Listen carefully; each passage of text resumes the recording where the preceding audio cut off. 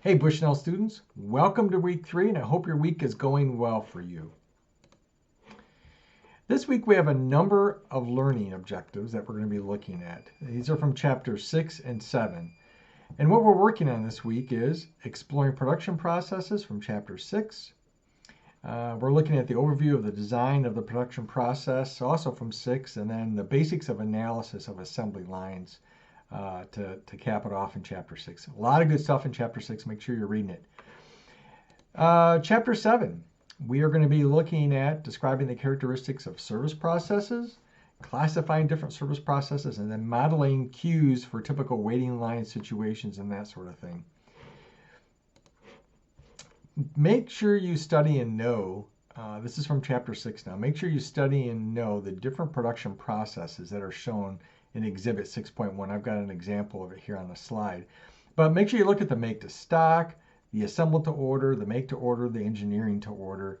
The engineering to order production process is very customizable, but typically longer lead time. We often see that in the automotive world, the engineering to order process. But also, take a look at Little's Law. This is an inventory truism, if you will.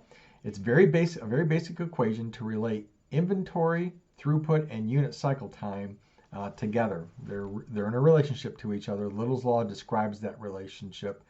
And you can use it to figure out how long it would take to create inventory of a certain quantity, or what the throughput rate should be to meet inventory requirements. Now let's also take a look at the different categories of the production processes. Study Exhibit 6.3. Again, I've got it on a slide here. Make sure you understand the various categories of the production processes. These processes are organized between, like project-based production processes for low volume, onesie twosies kinds of things, one-of-a-kind products, unique, all the way up to mass production cells with high standardizations. Some examples of some low volume, one-of-a-kind products might include, ordering a bouquet of flowers for a loved one. The more specific the requirements, typically the longer it takes to create that bouquet, for example, and the more expensive the bouquet becomes as well.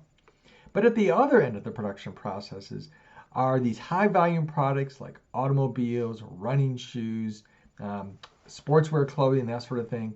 Typically, these deliveries are fast and costs to the consumers are reasonable. So assembly line designs are also covered in Chapter 6. Read the material carefully and study the examples.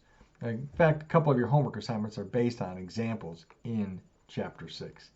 All right, now let's take a look and pivot a little bit. We're going to talk about service designs and the service processes. These are out of Chapter 7. Remember, in service industries, you cannot build up inventory, and people are part of the delivery of the service. So look at Exhibit 7.1 to get a better understanding of the various service designs. And I've got 7.1 shown here on a slide. At one end of the service design, the design is for low cost, low sales opportunities, and low customer contact. But opportunities you see from like an email blast to purchase products or services are kind of in that category, mass mailings, if you will. These are efficient services intended to make sales based on a small percentage of people. But at the other end of the service designs are high cost, high sales opportunities, and heavy customer contact. An example might be a situation like visiting your doctor, for example.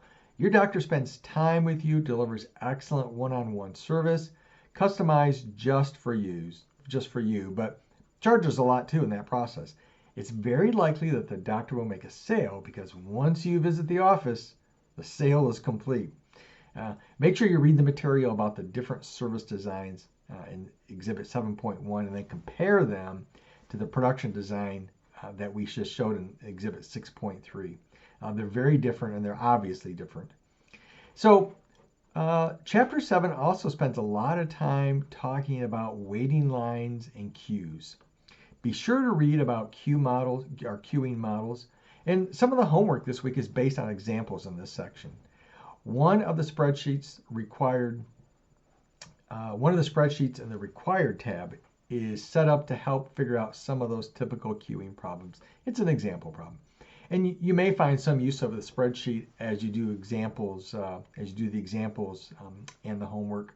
And you might even find some use for it at work. I did about a year or so ago. I grabbed that spreadsheet and used it. So it seems to work pretty good. So let's look at this next slide. Be sure to check out the video in the supplemental tab as you consider, different service designs. Remember, the item being delivered does not represent the entirety of the service. Design of service processes often include high customer interaction and content. Also, in the Attend tab, there are 2 videos. One video discusses a low volume and somewhat customized part for a drone. I've got a picture of it shown here. As you watch it, consider the price, the reliability, and even the safety of that part. And then the other video that I'd like you to watch in the Attend tab shows a high volume production process for a car part. This is from the Warren stamping plant, about an hour and 10 minutes from my home.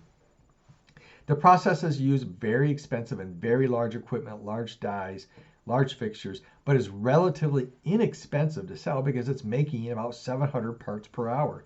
Again, nothing for you to do after watching this video, but I just want you to see examples of some different production processes and at work.